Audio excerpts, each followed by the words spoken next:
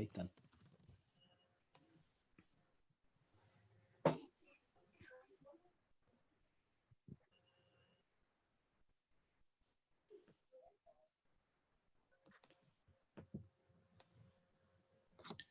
Ya estamos por Facebook.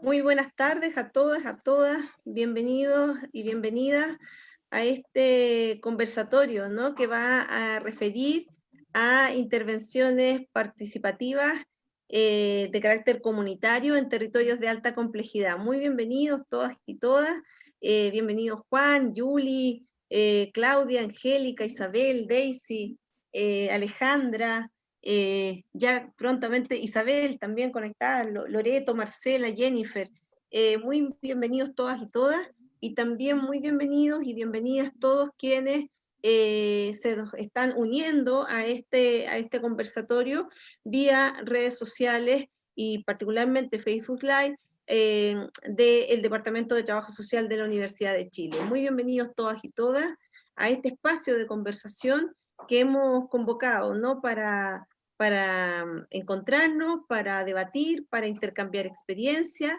en torno a una realidad que nos atraviesa a todos y todas, que es el desafío, ¿no? El desafío de intervenir participativamente desde un enfoque de derecho, en lógicas ciudadanas, con todas las dificultades y todos los las preguntas, ¿no? Que nos levanta la intervención en territorios de alta complejidad. En esta sesión, que debo decir también es parte de un ciclo de formación que hemos desarrollado en conjunto y en colaboración en Núcleo de Sistemas Territoriales Complejos con el Ministerio de Vivienda y Urbanismo, que es un ciclo de formación que ha estado dirigido a ampliar los repertorios tanto conceptuales como metodológicos de profesionales que están vinculados a la política pública para compartir con ellos y ellas reflexiones, ¿no? Reflexiones y apuestas en torno a las nociones de complejidad territorial y justicia espacial. Para nosotros como núcleo es una experiencia de mucha relevancia, muy enriquecedora y muy grata también el poder compartir semanalmente con 120 profesionales de los equipos de acompañamiento social de todo el país en esta experiencia, que no solo ha sido formativa para quienes la cursan, digamos, sino que sobre todo para este equipo que ha tenido el privilegio de acompañarles a lo largo ya de hoy día 12 sesiones de trabajo. Así es que muy bienvenidos y bienvenidas todas, bienvenidos a este conversatorio internacional de intercambio de experiencia en torno a intervenciones participativas en territorios de alta complejidad. Nos acompañan esta tarde y queremos agradecerles públicamente la generosidad y la prontitud con que se dispusieron a participar de este espacio. Nuestra querida María Eugenia Torrico, ella es socióloga y es abogada conciliadora boliviana, ella es especialista en gestión urbana, participación comunitaria y resolución de controversias en el ámbito extrajudicial. María Eugenia asiste técnicamente a la organización comunitaria de base llamada Tejiendo Ciudades, que es una red comunitaria, una red de comunidades urbanas pobres, mayoritariamente mujeres, que trabaja en Bolivia, promoviendo el ahorro comunitario, la revalorización de la información y la implementación de proyectos de mejoramiento sociohabitacional. Muy bienvenida, María Eugenia. Un abrazo muy grande para ti. También nos acompaña esta tarde Iván Felipe Murcia. Él es integrante del colectivo Huertopía.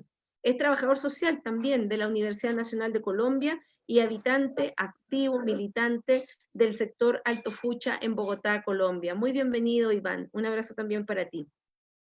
Nuestro tercer panelista que nos acompaña esta tarde es nuestro exponente nacional, Arturo Latorre. Él es ingeniero civil y magíster en psicología social. Arturo integra la Fundación Gesta, de la que actualmente es secretario ejecutivo.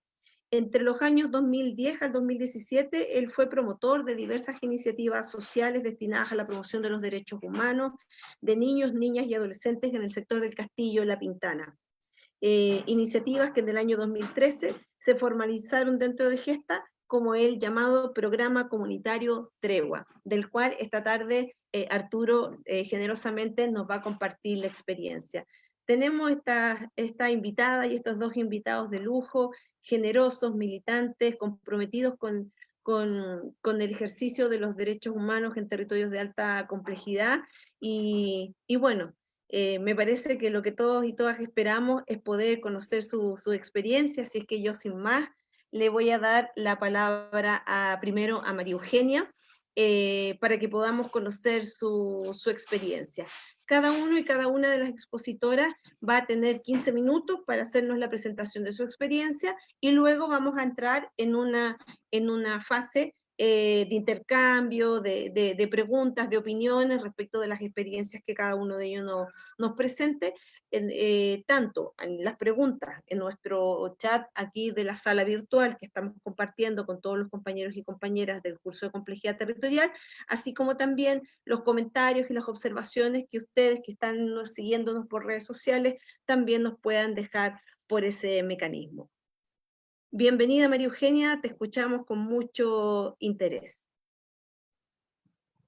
Hola, buenas tardes. Muchas gracias, Antonieta, por la invitación y saludo al centenar de asistentes en esta tarde. Y he preparado una presentación y debido a que el tiempo es cortísimo, entonces quiero pasar a hacer mi presentación. Yo soy responsable del equipo técnico de una organización que es una organización de base que se llama Tejiendo Ciudades. Son grupos de mujeres organizadas en Cochabamba, Santa Cruz y Oruro. Antes quiero contarles así en un minuto la historia, ¿no? Estas mujeres, cuando nos conocimos, ellas ya estaban organizadas y tenían una premisa: queremos trabajar, y decidir, o sea, no queremos un vínculo, tutela con ninguna organización, una ONG, etc. Entonces ellas ya estaban organizadas y tenían la meta de trabajar en el tema de la ciudad y principalmente la vivienda. Entonces, con los años han ido afinando esos objetivos, las metas y los sueños, ¿no? Entonces, básicamente estas mujeres están en la periferia de estas tres ciudades, están en distritos priorizados como los más pobres, ¿no? Y bueno, tienen más de una década de hacer lo que están haciendo, tienen personería jurídica y con los años han ido definiendo estos tres objetivos que ustedes tienen en la pantalla, que es promover el ahorro comunitario, revalorizar la información e implementar proyectos de mejoramiento sociohabitacional. No tenían conocimiento, información sobre el derecho a la vivienda, pero luego se han capacitado, se han informado y ellas reivindican el ejercer el derecho a una vivienda adecuada para una vida digna. Y su primer cuestionamiento a este concepto es que debe entenderse claramente como tal cual establece el Pacto Internacional de los Derechos Económicos, Sociales y Culturales, ¿no? En su artículo 11, es una vivienda adecuada, no es una vivienda digna. Quien hace dignidad es justamente el ser humano, ¿no? Las personas. Entonces, se asumen esta lucha por la vivienda desde su realidad y desde sus recursos también, ¿no?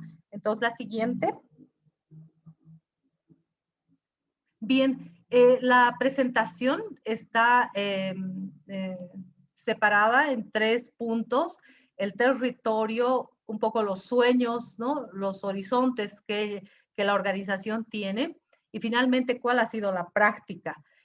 Sin embargo, como el tiempo es bien cortito, solamente un pantallazo al territorio, porque voy a volver más adelante a hablar con más detalle cómo se entra a un territorio, ¿no? La foto que ustedes están viendo es de un típico asentamiento informal en la periferia, en los distritos pobres de Oruro, La Paz y Oruro, Santa Cruz y Cochabamba. Y solamente he definido esto como un compendio de carencias. Un asentamiento informal en Bolivia es un compendio de carencias, hay escasez de todo y las personas que habitan estos asentamientos son en su mayoría migrantes con niveles de escolaridad bajísimo y tienen ocupación en el mercado informal, ¿no? No hay servicios y creo que para resumir, digamos, estos déficits, creo que el compendio de carencias que todos conocemos, creo que puede resumir. Voy a volver adelante, como les decía, con el tema del territorio. ¿Seguimos? ¿Cómo empezaron estas mujeres de Tejiendo Ciudades? Tenían muy claro que querían ir en auto, como ellas dicen, ¿no? Autonomía, autogestión, autocatastro, autoconstrucción.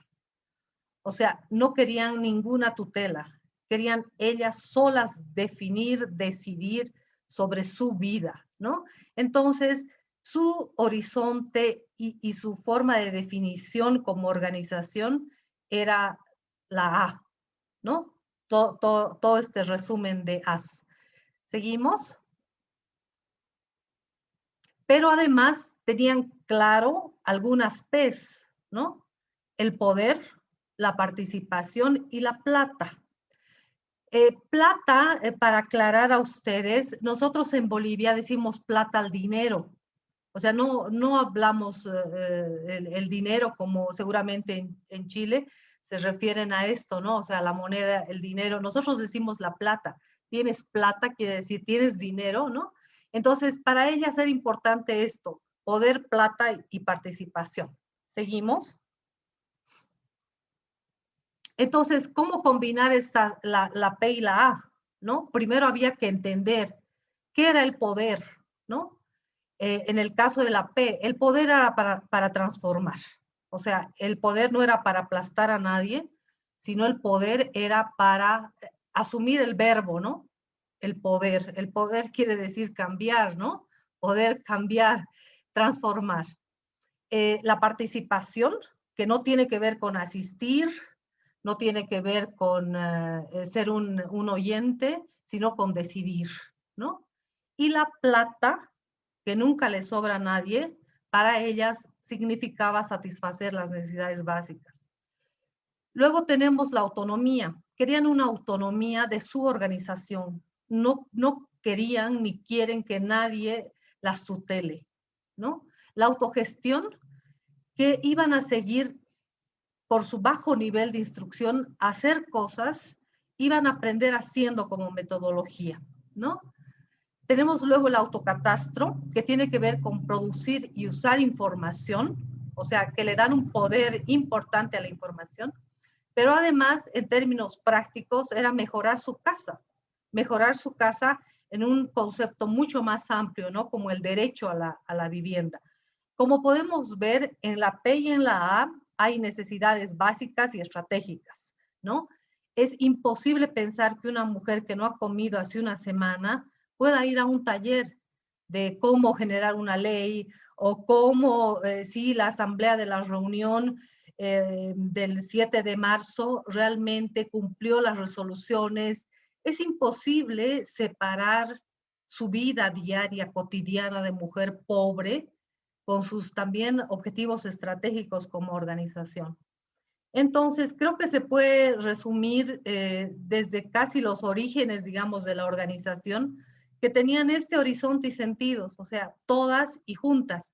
Ahí he puesto todos y juntos, porque en la organización también hay hombres, ¿no? Entonces, hay un 6% de varones, pero el 96% son mujeres. Entonces, al ser inclusivas, son todos y juntos. Pero esto además se hace carne cuando veamos más adelante cómo se vinculan con la organización vecinal. ¿Seguimos? En términos de proceso, en términos de cosas concretas, ellas son grupos de ahorro regados en en los barrios en los que se trabaja. Se trabaja en 3 distritos, los más pobres de Cochabamba, Oruro y Santa Cruz. ¿Y qué es lo que hacen? Se reúnen para ahorrar. Esa es la estrategia. Se reúnen para ahorrar y ese ahorro va a cubrir sus necesidades básicas, alimentación, vestido y educación. Se prestan entre ellas y básicamente resuelven sus necesidades. Cuando están reunidas, empiezan a tener una voz, porque no solamente hablan de sus problemas como mujeres, hablan de su familia y de la comunidad. Entonces empiezan a construir su propia voz. Los grupos son pequeños, pero son muchos grupos de ahorro, ¿no? La organización tiene como 520 socias, pero no son fijas, siempre se renuevan, aumentan, disminuyen, ¿no? Pero el mensaje es que construyen una voz, se unen para resolver sus necesidades básicas como grupo de ahorro, ¿no? Las mujeres en este nivel, en el momento en el que empiezan a reunirse en pequeños grupos, empiezan a perfilarse como lideresas de primera línea, segunda línea y tercera línea. Sin embargo, involucran también a sus familias. Ahí tienen una foto de una joven, que es la tesorera más joven que se tiene. Es una joven que tiene una alcancía en su mano, como ustedes pueden ver, ahí guardan su plata. Es un grupo de entre niños y jóvenes, digamos, es la transición, pero ya están ahorrando y saben que lo que les une es el tema habitacional, pero junto con el tema habitacional, el tema de la vivienda, el hecho de reconocerse ciudadanas, ¿no? Entonces, en sus pequeños grupos de ahorro, cada semana religiosamente se reúnen, hacen sus informes, tienen sus libretas, cuánto ahorran, cuánto tiene el grupo, etcétera, etcétera. Entonces, son pequeños núcleos de organización en los barrios, ¿no?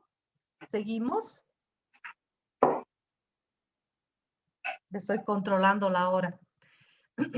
En los grupos, a diferencia de este fondo de vivienda, en los grupos el ahorro es voluntario. Ellas ahorran lo que pueden, pero a la organización le dan un ahorro obligatorio. Ese ahorro obligatorio, para que ustedes me entiendan, es $1.7 al año.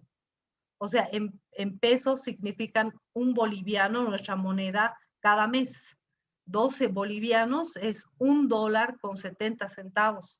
Desde su creación, el Fondo de Vivienda ha recaudado $17,848, ¿no?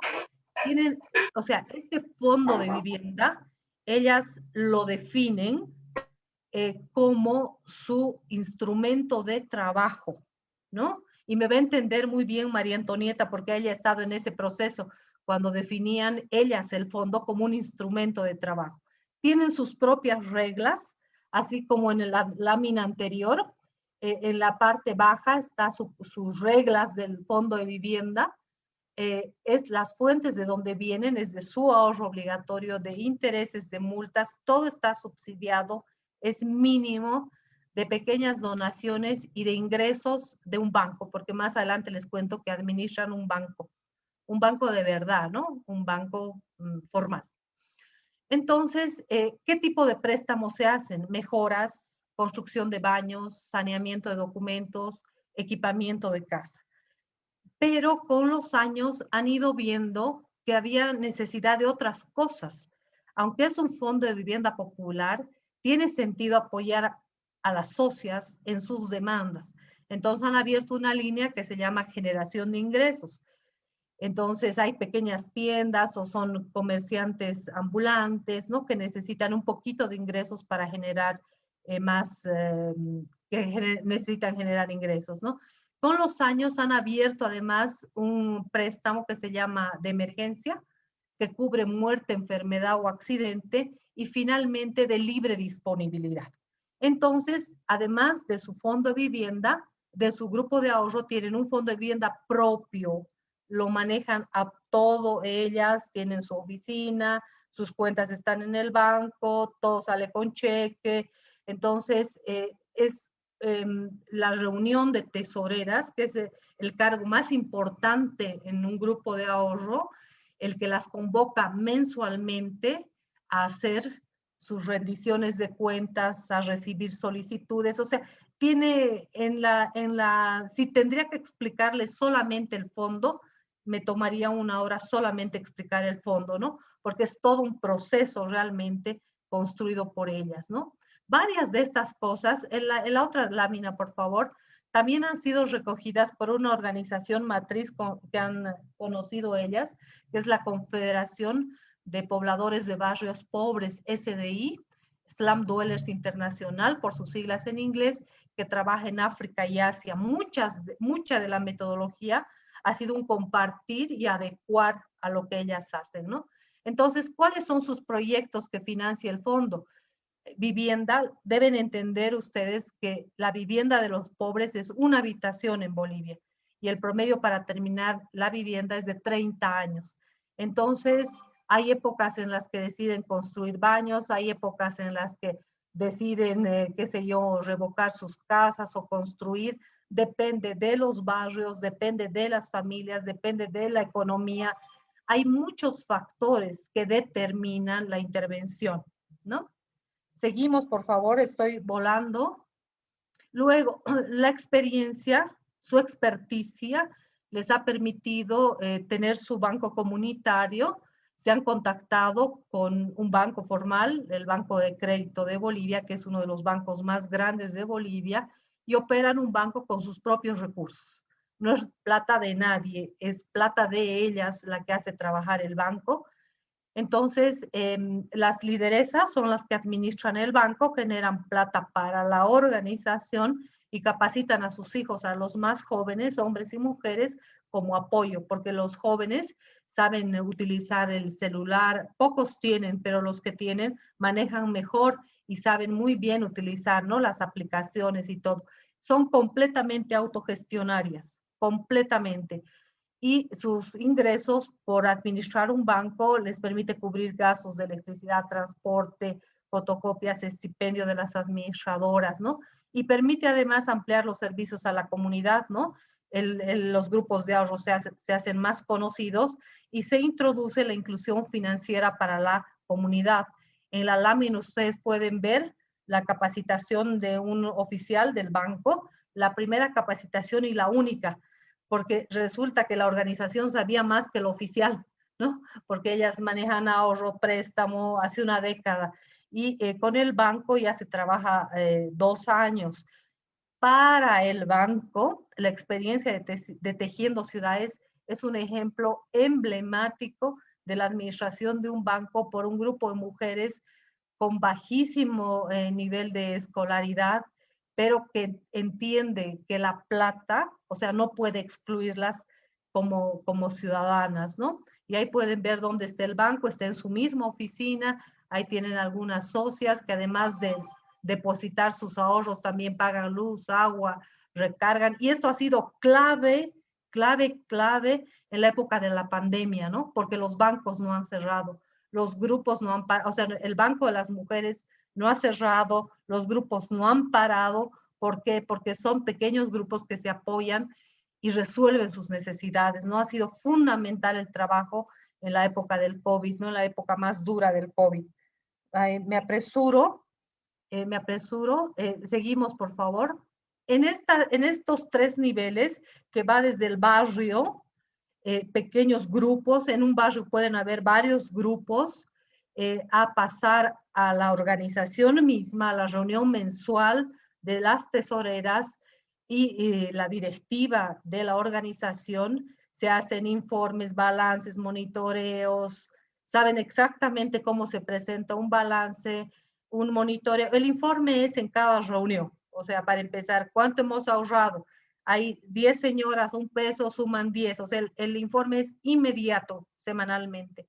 Entonces, la rendición de cuentas está muy ligada a los procesos de exigibilidad, ¿no? O sea, yo rindo cuentas, yo administro, pero sé también que tengo posibilidades de exigir rendición de cuentas a otro que tiene influencia en mi vida.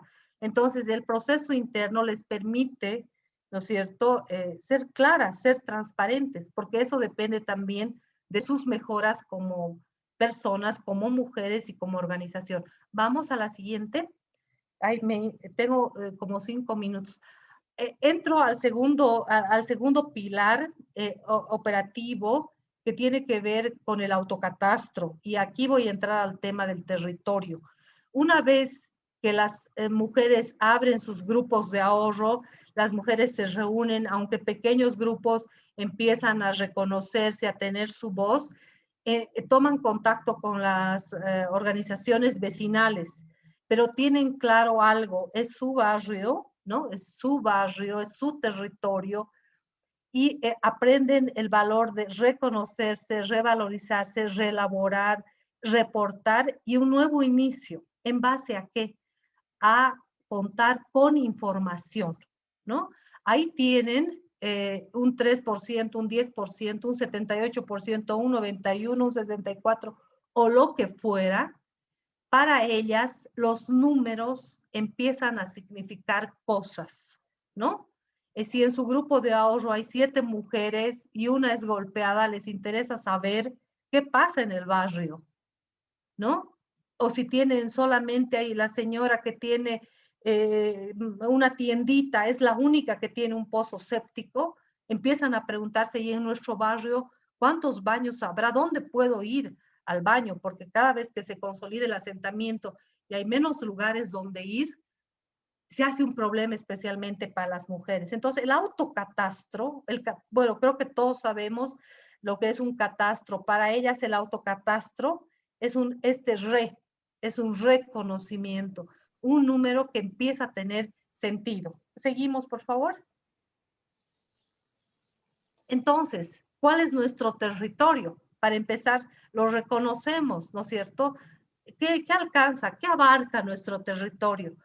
Tenemos la foto del territorio, pero además tenemos que ver cuántas familias éramos cuando se inició el asentamiento, cómo ha ido creciendo, ¿no? Entonces podemos tener los planos, sí, pero ¿quién va a hacer eso? Ay, no conocemos nuestro barrio. Entonces, ¿qué es necesario? Empiezan a hablar de su perfil de barrio. Ellas deben conocer su barrio, pero además deben conocer los niños, los abuelos, los jóvenes y todo el mundo. Entonces tienen un instrumento que se llama perfil de barrio, y tienen 7 puntos que toman. Es un perfil, o sea, unas hojas muy rápidas, unos datos muy rápidos que les permitan tener a todos los vecinos un conocimiento preciso desde ellos mismos sobre su historia. Entonces, estamos tocando 7 puntos, tocan 7 puntos: historia, población, vivienda, transporte, servicios, riesgos, organización. Pero todos estos implican procesos, ¿ya? Por ejemplo, en la historia, ¿cómo recogen la historia? Hacen generalmente concursos de los más niños con los abuelos, cuentan las historias, ¿no? Cómo eran los pobladores más antiguos, cómo llegaron, quién era el primer poblador, etc. Ya se me acaba el tiempo, voy a volar. Denme un minuto más. Y luego me pasan la otra lámina. Tenemos el autocenso, que tiene su propio proceso. Ahí tienen los pasos, ¿no? Cada uno con cierta complejidad, pero aquí empiezan a relacionarse con otros actores, autoridades, instituciones públicas, privadas, y principalmente autoridades. En la siguiente lámina. Y finalmente, esos datos les permiten hacer proyectos, resoluciones, leyes, lo que se necesite, porque ahora para ellos, para las mujeres y los vecinos, los números y su realidad tienen sentido. La otra lámina, y con esto termino. Una cosa que he aprendido de los pobladores es que nadie puede explicar su realidad mejor que ellos, ¿no? Esa es una constatación. Y creo que, bueno, los otros son mensajes que ellos siempre aportan, pero creo que me quedo con el primero para cerrar mi presentación, y ese es el mensaje. Quien conoce su realidad mejor que nadie es justamente hombres, mujeres, niños y jóvenes que viven en los propios barrios. Gracias. Muchas gracias, Eugenia. Ha sido Muy intensa tu presentación, nos ha dejado con un montón de interrogantes. Ya ahí en el chat estamos recogiendo preguntas, inquietudes que quieren tener más precisiones respecto de algunos aspectos que tú planteaste, pero nos vamos a dar el tiempo para escuchar ahora la experiencia de Iván. Como ya les comentaba, Iván nos va a presentar su experiencia en las zonas altas de Bogotá, Colombia. Iván, te escuchamos. Hola, buenas tardes a todos y a todas. Tengan pues un feliz día. Les quiero pues pedir excusas porque ahora estamos en una ola invernal fuertísima y en este momento cae un aguacero increíble, entonces no sé si me están escuchando bien o si haya alguna interrupción en la transmisión. Les agradezco si me confirman. Te escuchamos bien. Okay. Un poco bajito, pero bien. Listo, voy a intentar acercar un poco más el micrófono. Bien, les quería un poco contar la experiencia que hemos venido desarrollando desde el territorio de Alto Cucha. El territorio de Alto Cucha está ubicado pues en la ciudad de Bogotá. Voy a compartir mi pantalla presentándoles un poco pues este mapa inicial que es de la ciudad de Bogotá. De la ciudad de Bogotá en su zona urbana, Bogotá es 75% rural y un 30% menos urbana. Entonces, nosotros estamos ubicados en la frontera entre el urbano y lo rural, la frontera entre una reserva forestal y la ciudad, digamos, ya consolidada. Y esto, por supuesto, genera un conflicto muy grande genera, por supuesto, un conflicto muy grande en este espacio de frontera. Los espacios de frontera son siempre lugares, pues, con ciertas características y, por supuesto, más allá de decir que esto es una zona de conflicto, pues también se ha generado y se han construido apuestas. Aquí me parece importante reseñar, para seguir con esta diapositiva, la cuenca alta del río Pucha. El río Pucha, más o menos para que ustedes lo dimensionen, tiene 22 kilómetros. De esos 22 kilómetros, solo 2.5 kilómetros se encuentran en un estado, digamos, ecológicamente sostenible, ecológicamente aceptable, y en esos 2.5 kilómetros se desarrolla la vida de cerca de 5.200 habitantes que tienen 2.300 predios, que es lo que nosotros denominamos como Alto Cucha, que en términos oficiales están diferenciados en 7 barrios. Esos 7 barrios, ya los vamos a ir un poco más adelante explorando, tienen este problema.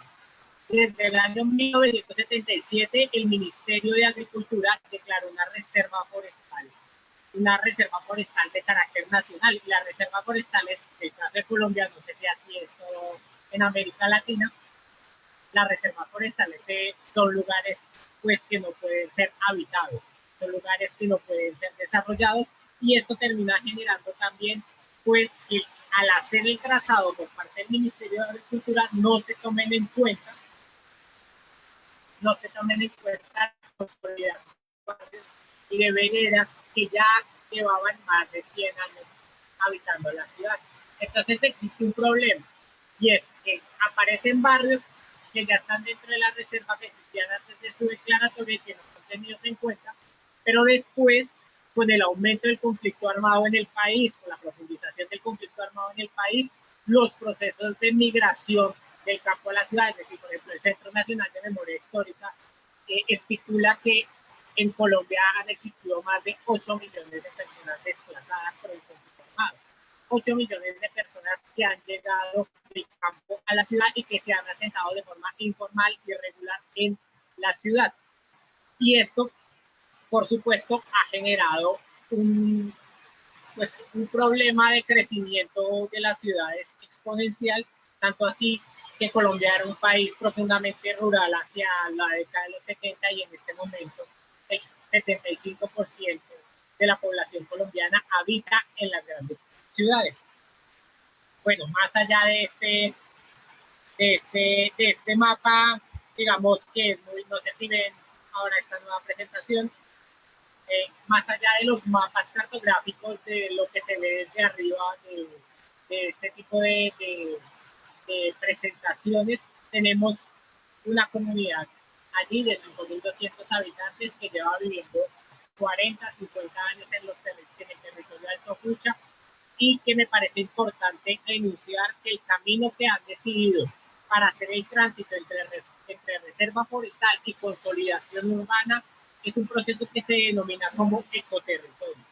Un ecoterritorio como la posibilidad de construir con otros tipos de materiales, pero también de enunciarse desde su identidad, desde su construcción, desde su construcción comunitaria, pero también desde las raíces profundamente campesinas, anunciarse o enunciarse mejor en el mapa de la ciudad desde un lugar distinto, que está enmarcado, por ejemplo, por las huertas, que está enmarcado por las formas de la bioconstrucción, por planes de mejoramiento de barrios alternativos, etcétera, etcétera.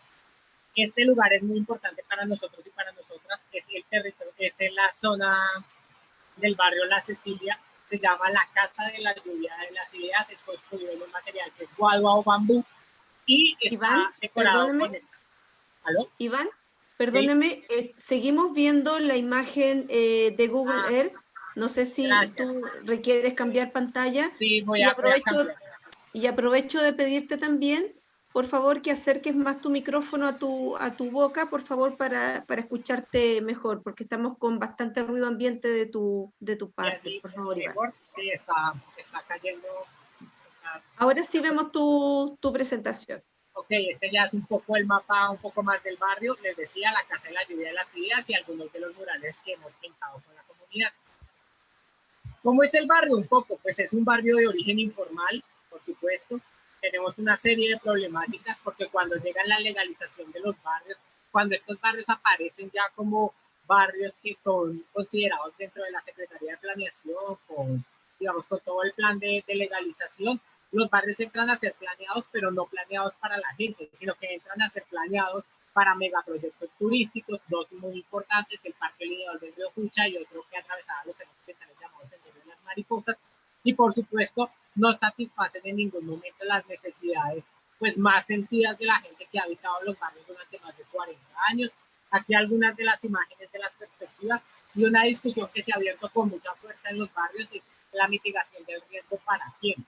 En Bogotá no hay metodologías claras para hacer procesos de mitigación del riesgo, sino que la mitigación del riesgo siempre pasa por intereses inmobiliarios y por declaraciones por sentencias judiciales. No hay ejercicios de planeación de mitigar el riesgo, y por eso ponemos esta diapositiva de la pregunta que se tiene en los barrios: es la mitigación del riesgo y la inversión pública para quién es. Tenemos que dejar de pensar un poco como comunidades en las alianzas público-privadas, que son pues profundamente fuertes en Colombia, y empezar a hablar también de alianzas público-comunitarias o público-populares.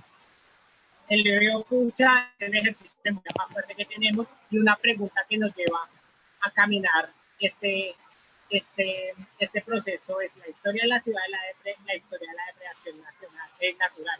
No será posible producir, no será posible otra forma de producir el espacio urbano, no será posible que podamos efectivamente en los ecosistemas altamente, digamos, con mucho ecosistema, con mucho andamiaje natural. Es posible que podamos reproducir otro tipo de ciudad, es posible que estemos condenados o estamos condenados justamente a la ciudad excelente. El río Fucha significa mujer en Muiscú, significa mujer en Muiscú, y por eso es un ejercicio que tenemos todo el tiempo que estar pues trayendo a la memoria de las comunidades de nuestro territorio que por el momento han sido pues olvidadas. Hemos hecho algunos de recuperación de memoria histórica, esculturas. La chicha, por ejemplo, es un ejemplo muy importante para las mujeres del territorio. Y los ejercicios de agroecología urbana, huertas, más de 30 huertas manejadas por las comunidades, por los vecinos, por las mujeres también, que se organizan también en redes de economía solidaria para poder reducir los alimentos. Iván, perdónanos, sabes que estamos recibiendo muy mal tu audio y no estamos entendiendo parte de tu presentación. Nosotros ya tenemos tu presentación, ¿no te parece que la podamos compartir para así estresar menos tu banda de ancho? Vale. ¿Sí? Sí.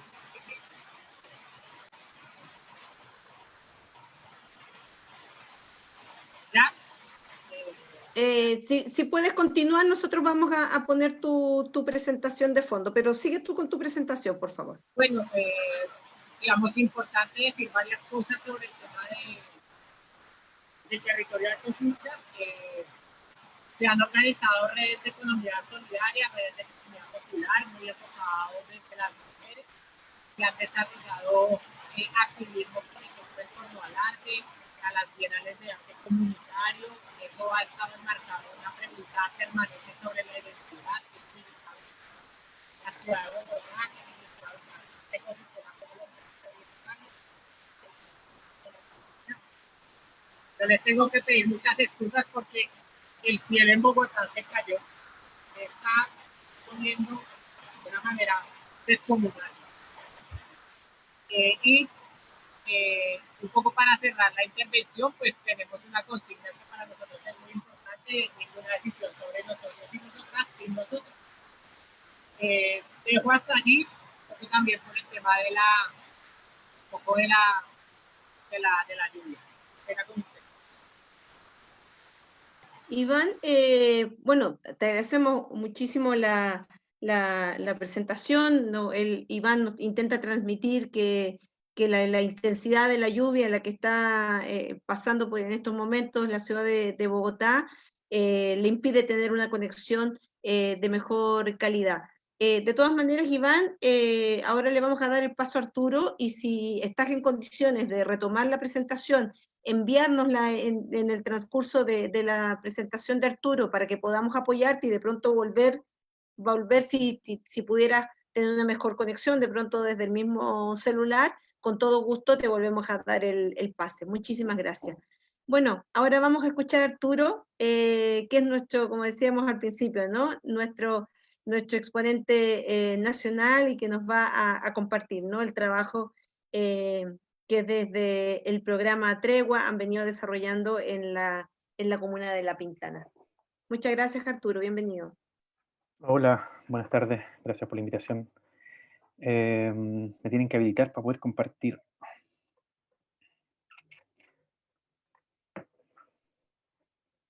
¿Estás habilitado, Arturo? Puedes compartir pantalla de inmediato. Me parece que no. Ahí sí. Ahora, Ahí sí.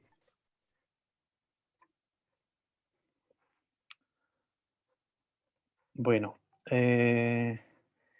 gracias por la invitación nuevamente. Les voy a compartir una parte de la experiencia, historia del programa comunitario Tregua que desarrollamos desde la Fundación Gesta. Partiendo por contextualizar un poco el sector del castillo donde realizamos este trabajo desde el año 2010. El castillo es uno de los 4 sectores en el cual se divide la comuna de La Pintana, en la periferia sur de Santiago, y fue creado el año 1982 como parte de las erradicaciones forzadas de campamentos de sectores céntricos y el sector oriente de Santiago. Sobre el castillo se pueden encontrar los indicadores que uno quiera respecto de la complejidad barrial a nivel comunal o a nivel precisamente como del sector. Seleccioné algunos que me parecen relevantes, que dan cuenta un poco de la experiencia cotidiana que se vive en el sector, respecto un poco de la violencia, de las condiciones materiales, por ejemplo, el dato de la tasa de embarazo adolescente. Y la elección de datos me parece que no es arbitraria. me interesa mucho dividir la presentación de datos en distintos niveles. Este nivel o esta primera lámina tendría que ver un poco con experiencias cotidianas que los vecinos enfrentan permanentemente. Y como les decía, es una selección muy mínima y uno puede sobre la Pintana y sobre el castillo encontrar los datos que quiera y siempre va a aparecer en los últimos lugares de cualquier ranking en situaciones respecto de habitabilidad, áreas verdes, pobreza, calidad de educación, etc. Esta segunda lámina me interesa dar dos datos que hablan un poco del rol del Estado presente en estos territorios.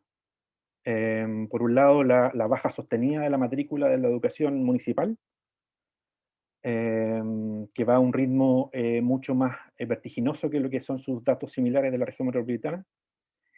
Y un dato respecto de una situación ocurrida el año 2016, en que se dio baja a 10 carabineros que trabajaban en el retén del Castillo, meses antes de que la Intendencia quisiera implementar un plan de intervención el año 2017.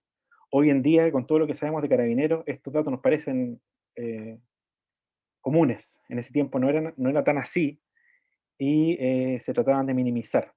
Entonces, creo que son dos datos claves para entender el rol del Estado y su presencia o ausencia en algunas circunstancias. Esta gráfica es histórica de una investigación de Gurovich, que habla un poco de las erradicaciones forzadas durante la dictadura, y cómo de alguna forma en el punto negro de más abajo, en la zona de La Pintana, se erradicaron vecinos de todo Santiago, de distintos puntos. Vecinos que se conocían, que tenían sus organizaciones en los campamentos y en toma de terreno, y que son llevados a la periferia sur de Santiago, que hoy sigue quedando lejos. En ese tiempo, en el año 82, era aún más lejos, no había servicios básicos, no había carabineros, no había nada, y de alguna forma se le hace y se les mezcla y se desarticula la organización barrial que existía. Y aquí dos citas que me parece interesante también, un poco que hablan de la experiencia cotidiana, pero también de la experiencia subjetiva, de cómo los vecinos se entienden de alguna forma lo que pasa. La primera es de una investigación de Traverso, que dice: nos erradicó el Carlos Fombal, que trajo a toda la mugre que había en Santiago para acá. Y la segunda es una cita de un joven que a mí me tocó entrevistar hace algunos años, porque igual que los pacos, a mí hartas veces me han leseado porque por cómo me ven vestido. Incluso me han tratado de sacar información para tratar de que yo delate a todos los del sector, y eso a mí no me gusta. Como te ven, te tratan.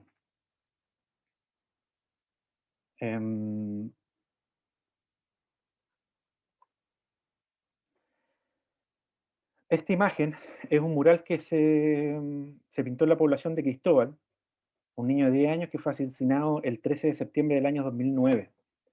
Con Cristóbal nosotros desde Fundación Gieste trabajábamos en un programa que teníamos en el Colegio Juan de Dios Aldea, y fue asesinado en la plaza de la villa donde vive, la Villa Catalina de Siena, a los 10 años mientras encumbraba un volantín.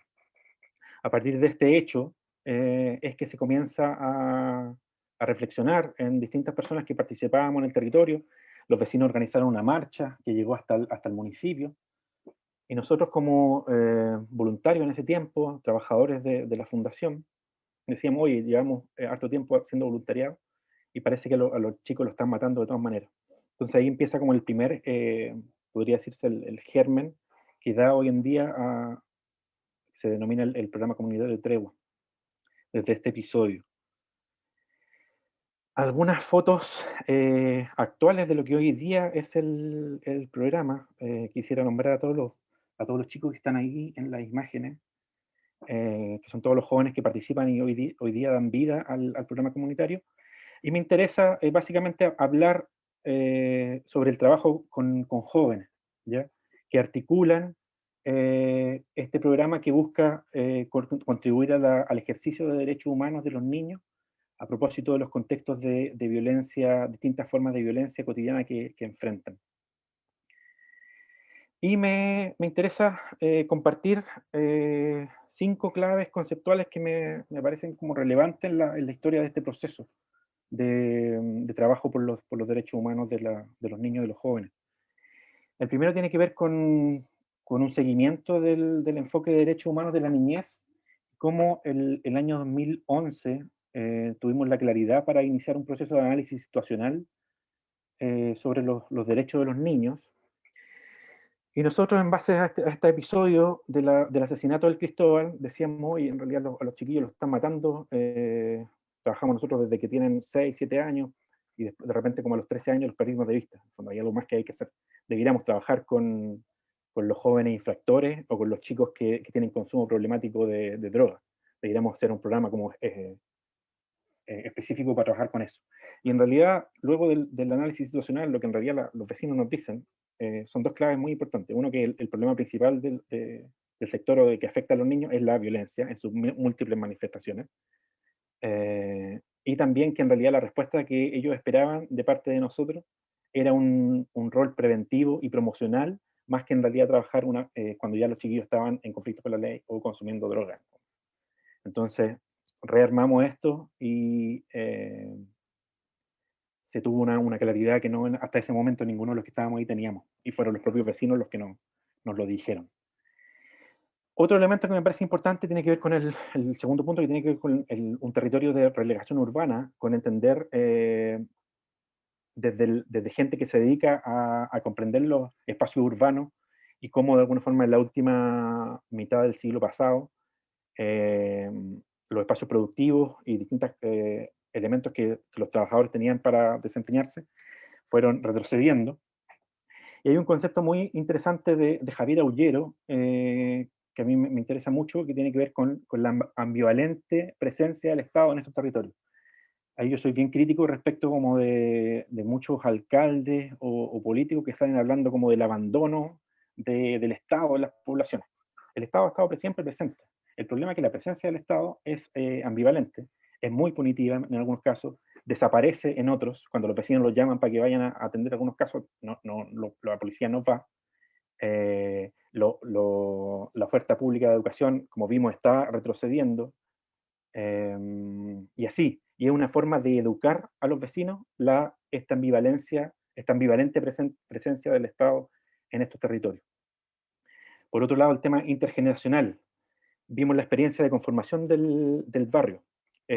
Los abuelos y muchos de los padres, en el fondo, de los jóvenes con los que nosotros trabajamos, no comparten la historia de cómo fueron erradicados. Nosotros hemos tenido que empezar un proceso de rescate de memoria a propósito de que es un tema muy de violencia simbólica intergeneracional.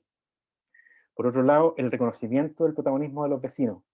El trabajo con los jóvenes que nosotros hemos hecho apunta a que de alguna forma el programa comunitario sea un facilitador de las iniciativas juveniles y no un acaparador de alguna forma o un ejecutor de programas y de planes, ¿ya? O de acciones llevadas por tíos históricos. En el fondo la población está llena de tíos históricos que han pasado desde que se conformó infinitos programas, el que uno quiera ha pasado por el territorio, y los vecinos están acostumbrados a un montón de gente, profesionales o voluntarios que pasan por ahí, están un tiempo y después se van. Entonces deben ser ellos los que dinamicen sus procesos de ejercicio de derechos, sus procesos de defensa de derechos, sus procesos de exigir la dignidad que se merecen.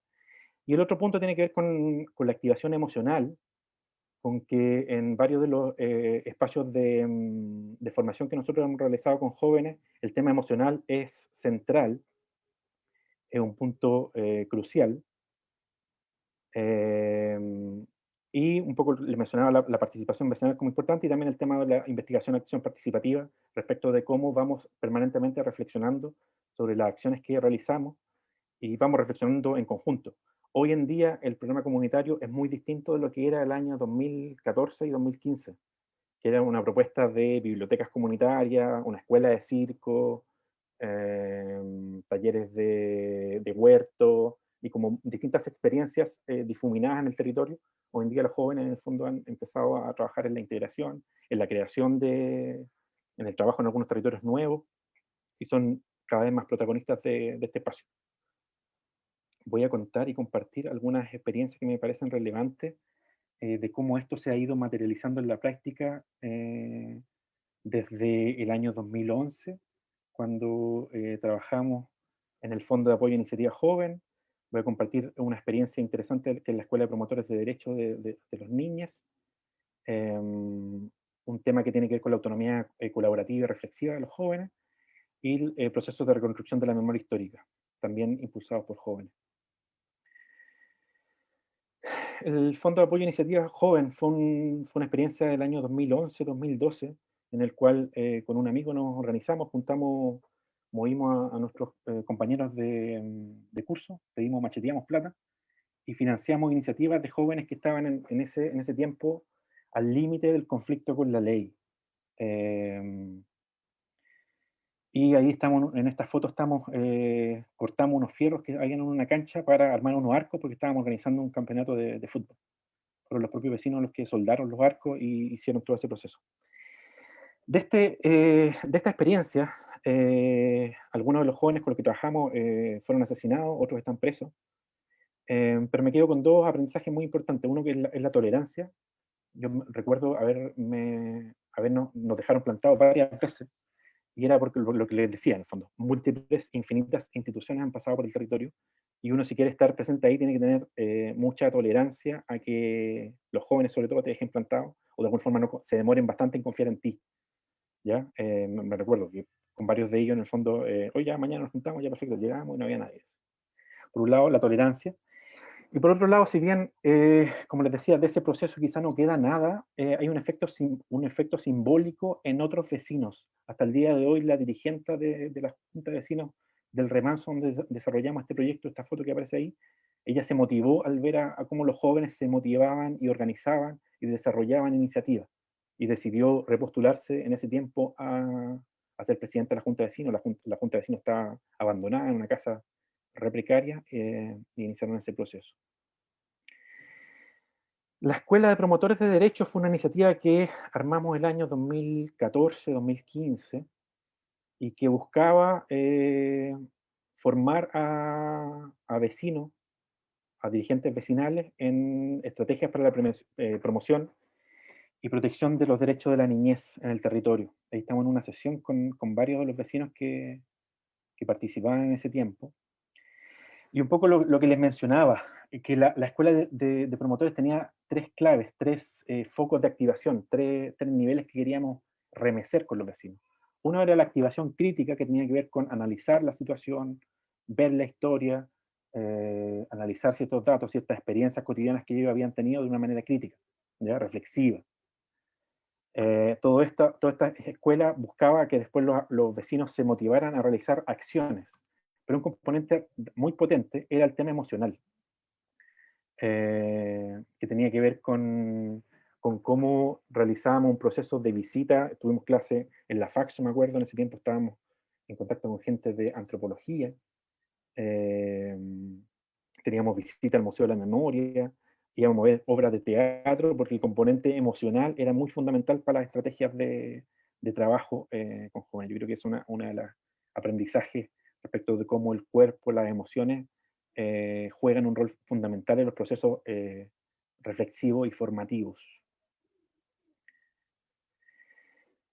La tercera experiencia respecto de la autonomía colaborativa y reflexiva tiene que ver con que el horizonte de transformación del programa en cuanto al trabajo con jóvenes no estaba probablemente definido de esa manera. Han sido los propios jóvenes que han tomado su espacio y han ido desarrollando sus propias organizaciones, sus propias formas de habitar el territorio, de promover el arte, promover la cultura, promover sus propios intereses. Esta es la foto del grupo de Revolución Urbana. En ese tiempo, en el fondo, era un grupo de jóvenes de entre 16, 18, 19 años que les interesaba el breakdance. Se acaban de adjudicar un fondo de Colunga de trabajo comunitario para ayudar a los vecinos a propósito del tema del COVID. Y eso, ellos fueron desarrollando sus propias iniciativas, intereses. Esta es una radio comunitaria que funcionaba el año pasado en la sede que tenemos nosotros ahí. Y el programa va colaborando y poniéndose a disposición de las iniciativas juveniles que no están enmarcadas y es imposible de planificar y de proponer y de crear. Estos han sido espacios que los jóvenes han ido tomando y que de alguna forma el programa ha tenido la capacidad suficiente para ir entendiendo que debe adaptar a eso. Después de un episodio de violencia que tuvimos con el equipo, los jóvenes también armaron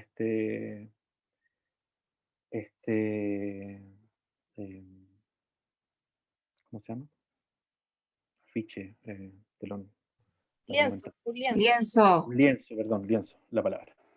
Prefiero correr por una bala que por un balón que por una bala. A propósito de una situación en que nos vimos inmerso todo el equipo en el fondo en una balacera en la Villa del Remanso.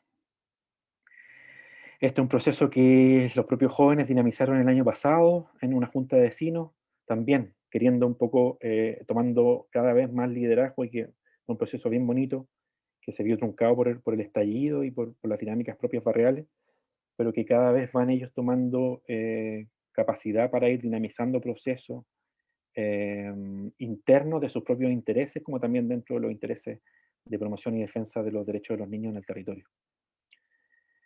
Este es un encuentro que tuvimos con el colectivo Movilizándonos, con jóvenes de otras poblaciones, también el intercambio respecto como de lo simbólico, el intercambio con jóvenes de la legua, de la granja, del bosque, de las compañías en La Serena, donde nosotros también tenemos un programa comunitario.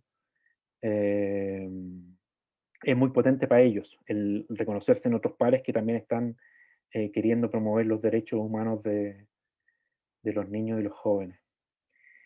Y este es un producto muy bonito que salió por ahí por abril, mayo, que es un fanzine que los jóvenes crearon con sus propias experiencias. Ya va por la tercera, cuarta edición, y son ellos los que escriben, reflexionan a propósito, esto probablemente tiene que ver con el estallido, pero también con reflexiones a propósito del COVID y las desigualdades. También un proceso re interesante.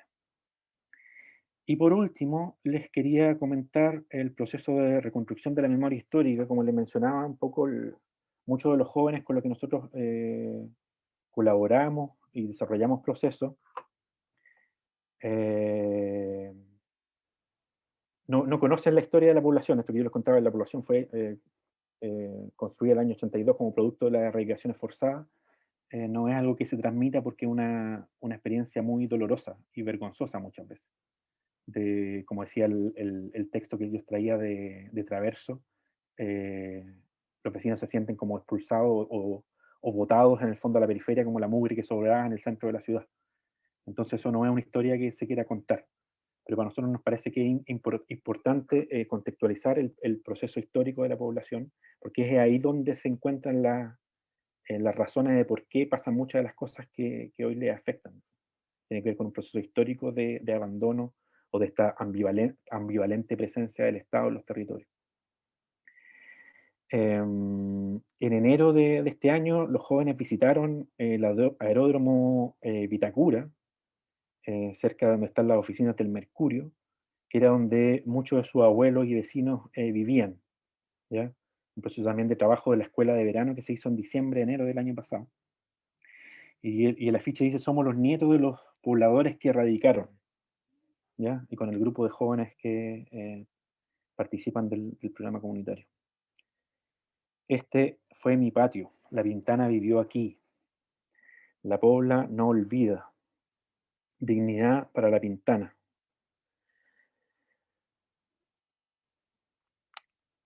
Eso, básicamente quería compartir esa experiencia de trabajo con jóvenes en algunas claves que me parecen interesantes y que están en camino de seguir reconstruyéndose con mucho avance, con muchos retrocesos, con cosas que no nos funcionan, con cosas que vamos aprendiendo en el camino, pero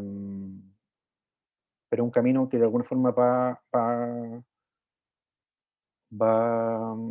de la mano con ellos, apuntando a que de alguna forma la organización del programa comunitario, de otras organizaciones que ellos decidan crear, sean ellos los protagonistas, y de alguna forma nosotros, los profesionales o quienes iniciamos este proceso, vayamos tomando un rol cada vez más secundario.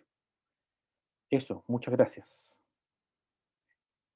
Muchas gracias a ti, Arturo. También otra removedora experiencia de trabajo con las pobladoras, con los pobladores de distintos grupos etarios que nos hemos encontrado a propósito de las experiencias que tan generosamente nos han compartido. Vamos a intentar retomar la comunicación con Iván, a ver si él nos pidió si podía tener 3 minutos para intentar poner algunos temas de las reflexiones, ¿no?, que él nos estaba intentando compartir y que tuvimos el problema con el audio para poder seguir escuchando. Iván, si puedes intentar conectar de nuevo. Hola, sí, espero que se escuche ya mucho mejor. Bueno, en estos tiempos de lluvia en Sí, Bogotá... está mucho más limpio el audio, Iván, te escuchamos mejor. Ok, bueno, en estos tiempos de verdad muchas excusas, pues no, son cosas que le sobrepasan. Quería ir a las últimas diapositivas ya, para ir avanzando un poco en los temas que hemos venido tratando. Por supuesto también allí el tema de la memoria muy fuerte, todo el ejercicio que se ha hecho. El tema de la agroecología urbana, por supuesto el tema de la agroecología urbana tiene un enfoque diferente desde materiales, desde de la bioconstrucción y también de consolidar desde las comunidades un proceso o un espacio realmente que transite entre la reserva forestal y la consolidación del borde urbano, que se llama franja de adecuación. En ese espacio se han desarrollado las huertas comunitarias manejadas por los vecinos cuadra por cuadra, casa por casa, responsables de las personas que trabajan allí en estas huertas, y se hacen también a través de mingas de trabajo. Mingas son espacios de trabajo colectivo y son, digamos, no solo son formas de conseguir o de mantener, digamos, la seguridad alimentaria, que fue muy importante, por ejemplo, en tiempos de cuarentena, sino también son formas de pensar en otras formas de vida que transitan en este territorio o que se reproducen en este territorio, y las huertas están encaminadas a eso. Podemos continuar con la siguiente. Los temas de los recorridos territoriales son muy importantes también para el territorio porque permiten dos cosas. Uno, la reconstrucción de la memoria histórica, el ir a hablar con los vecinos sobre estos recorridos. Hicimos una publicación que estamos próximos a sacar el próximo domingo, que se llama Viajes de Barrio, y lo que hacemos realmente es, digamos, en Bogotá hay una intención muy fuerte de entregar el turismo a grandes empresas, sobre todo con el Sendero de las Mariposas, y por supuesto la pregunta que nosotros nos hacíamos era, ¿el ecoturismo tiene que ser únicamente manejado por ellos o pueden ser manejados por las comunidades, recogiendo sus memorias, proyectando nuevos escenarios y también como un escenario de denuncia sobre sobre las carencias que se tienen en los territorios?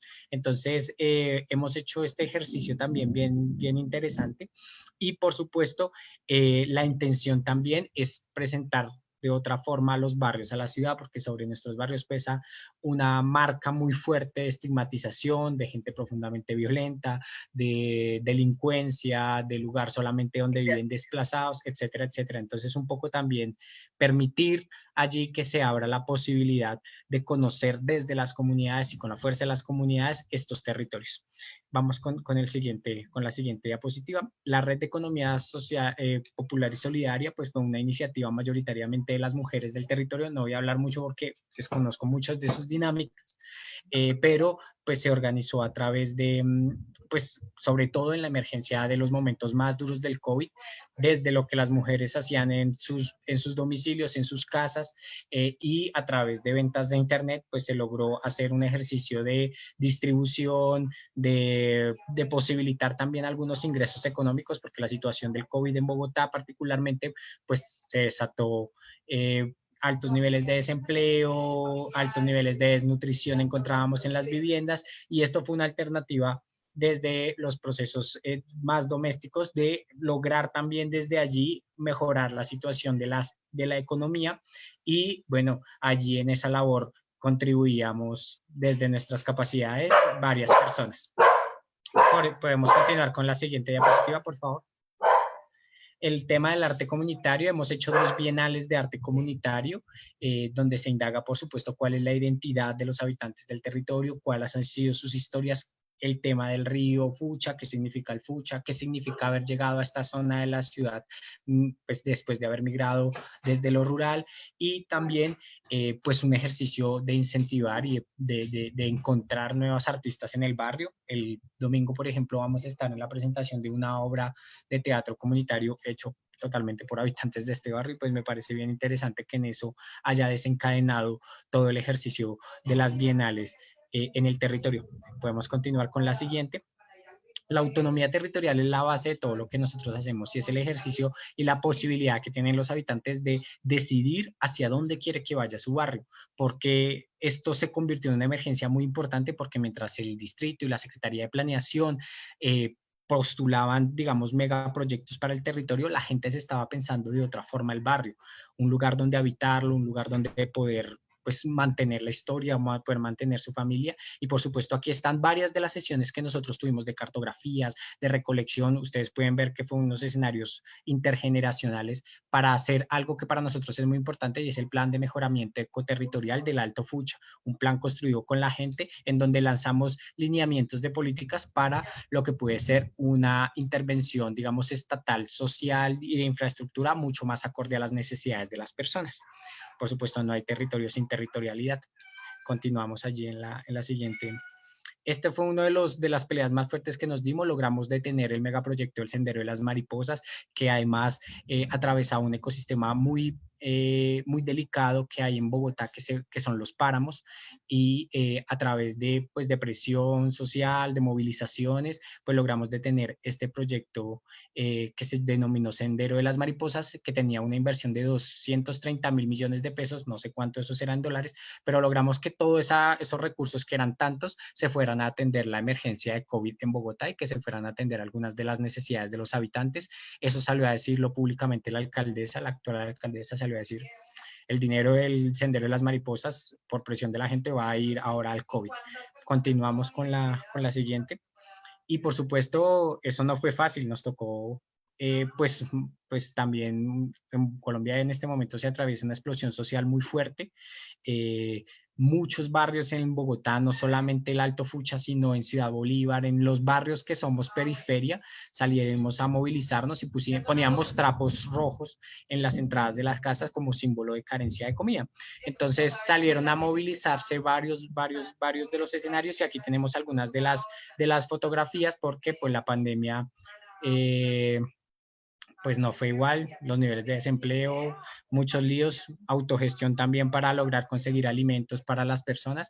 Y bueno, allí están algunas de las fotografías de las movilizaciones que se hicieron en el barrio, y que también terminaron desatando, por ejemplo, esto fue atendido además a través de la violencia estatal, de la policía, que digamos no se ayudó a la gente a través de ayudas reales de alimentos, de bonos, etcétera. Entonces atendieron con policía, y el 9 de septiembre tuvimos una explosión muy fuerte en Bogotá, en donde se quemaron cerca del 50% de las estaciones de policía de la ciudad.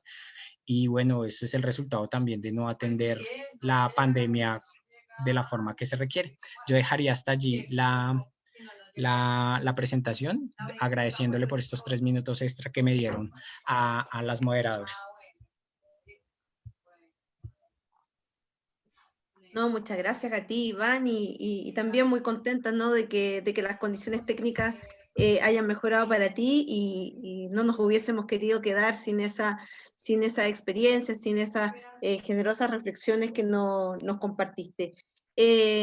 Bueno, hemos escuchado tres experiencias removedoras todas, impactantes todas, creo, interpretar a quien nos acompaña en esta tarde, en este conversatorio, y hemos podido ir reconociendo cómo desde las distintas experiencias hemos ido recogiendo o observando distintas cualidades, ¿no?, o tensiones que representan una observación más compleja de lo territorial.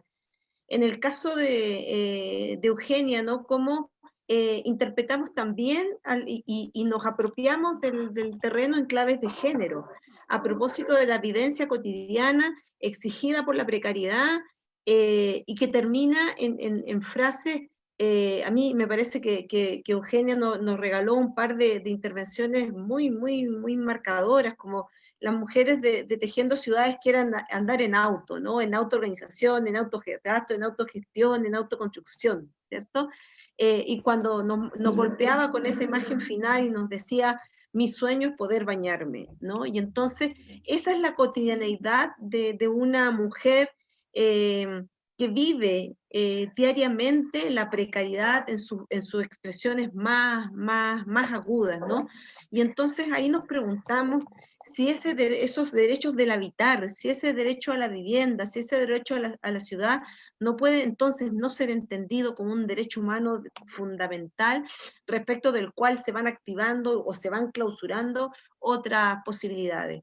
Luego, en el caso de la presentación de Iván nos ponía en el registro de los territorios como campos de disputa, ¿no? Este campo de disputa respecto del uso de un espacio, ¿no? ¿Cómo aprendemos a convivir y habitar en lógica sustentable?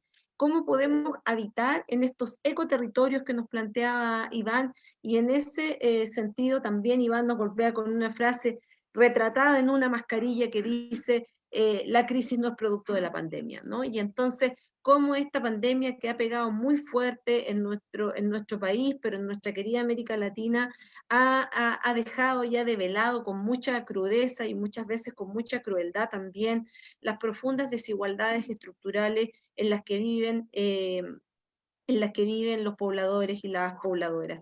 Y por último, Arturo nos remueve al inicio de su presentación con estos indicadores de tanta crudeza como las tasas de agresiones a niños, las tasas de maternidad adolescente y otros indicadores que configuran, ¿no?, lo que en propiedad nosotros llamamos barrios de altísima complejidad.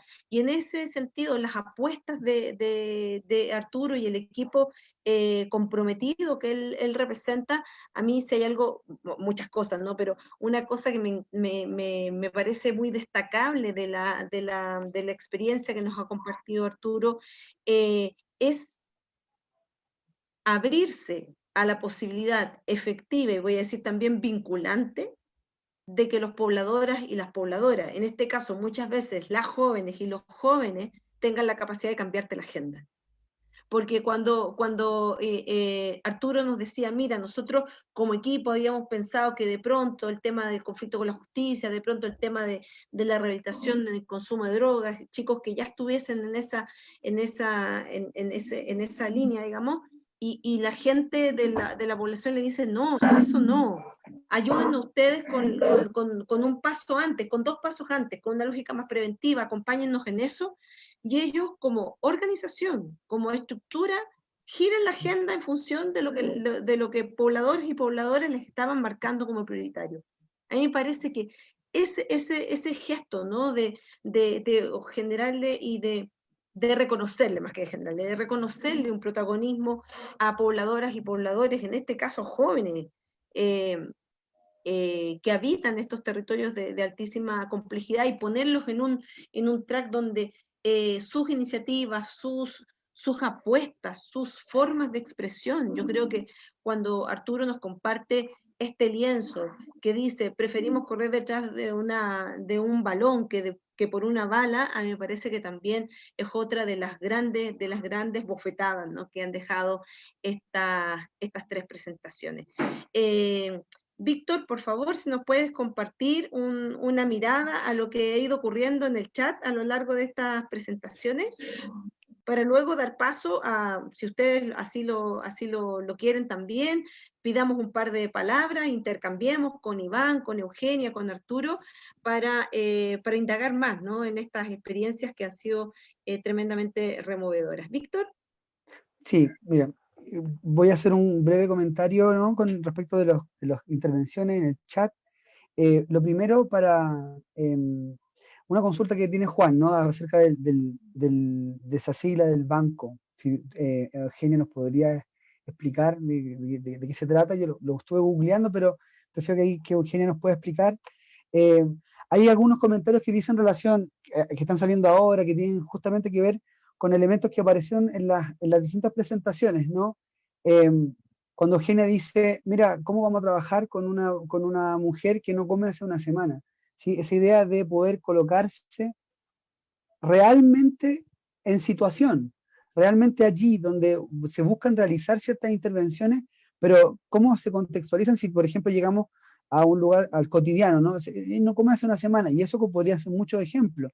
Lo que tú rescatabas también recién, Antonieta, esta idea de, bueno, cuando nace el programa Tregua y nos cuenta Arturo, ¿y qué dicen los vecinos? Nosotros podemos decir muchas cosas, pero ¿qué dicen los vecinos? Los vecinos dicen, no es la droga, es la violencia. No es después, es antes.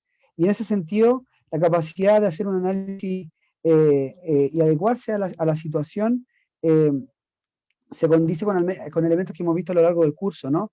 Cristiano Alcamán, por ejemplo, comenta en el chat, no hay intervenciones reparatorias en términos psicológicos, ¿no? Lo conversamos también en el curso, creemos que la gente está súper bien, está impeque, está pero ávida de participar en intervenciones, y la gente está dañada, está abandonada, está maltratada en términos psicológicos, y ahí Cristian pone el punto, ¿no? Que no hay intervenciones reparatorias, lo importante es trabajar con las emociones y con el cuerpo. Tal vez Arturo nos pueda comentar un poco de la escuela de circo Macramé, porque yo la conozco también, tienen varias cosas ahí que justamente tienen que ver con trabajar con las emociones y con el cuerpo. El dato, digamos, y el debate, ¿no? El debate sobre el Estado es un debate candente, un debate teórico, político, respecto de, bueno, estamos hablando de ausencia del Estado, de abandono, o en realidad el Estado no es que esté ausente, está presente, pero está presente la parte punitiva, la parte policíaca, la parte represiva del Estado, y más ausente la parte social, ¿no? Elementos como eso los encontramos ahí tanto en Loic Bacuant, con los textos que vimos en algunas de las presentaciones, como Arturo también mencionó a Javier Aullero, ¿sí? A Javier Aullero, que es un antropólogo argentino muy en la línea de Bacuant.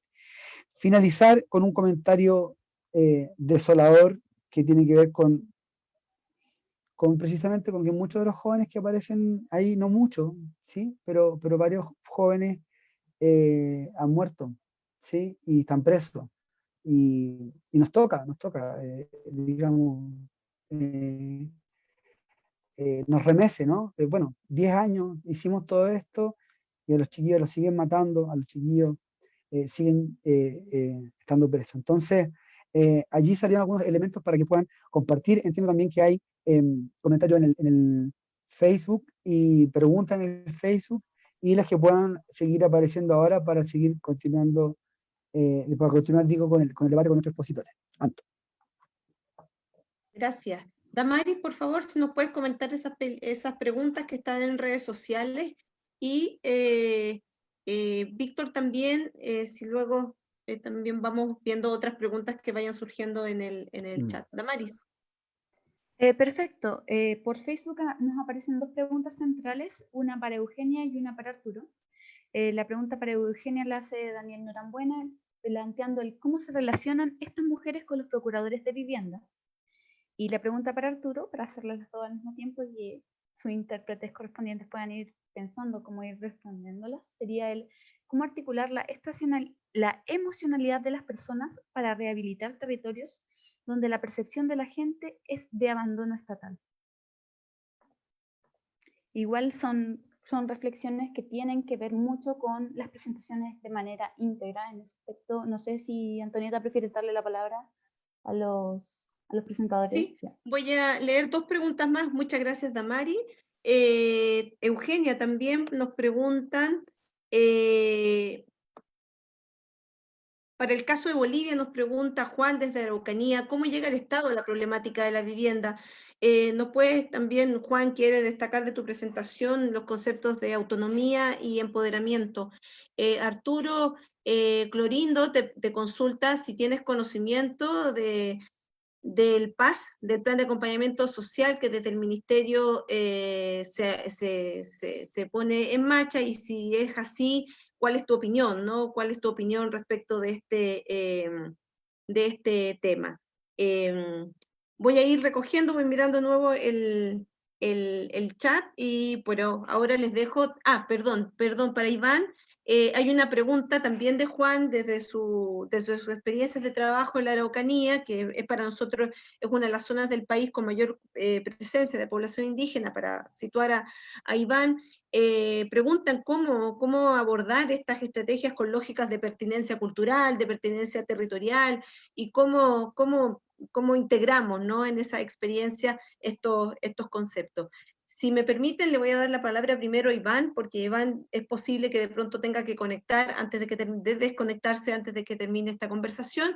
Entonces, le damos la palabra a Iván para que pueda hacer ahí algunos contrapuntos, después a Eugenia y terminamos con Arturo.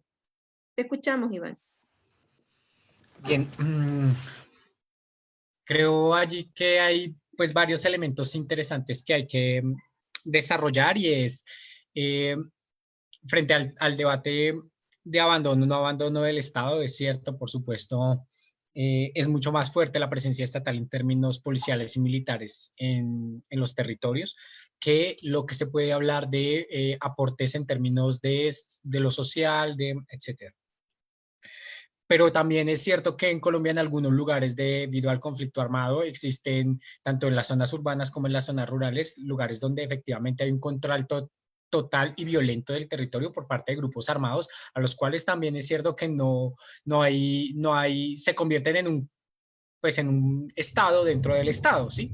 Y eso pues ha sido caracterizado en varios momentos también por diferentes centros de investigación. Frente al tema de la pertinencia, digamos, el territorio de Bogotá no es un territorio con una amplia consolidación de comunidades indígenas.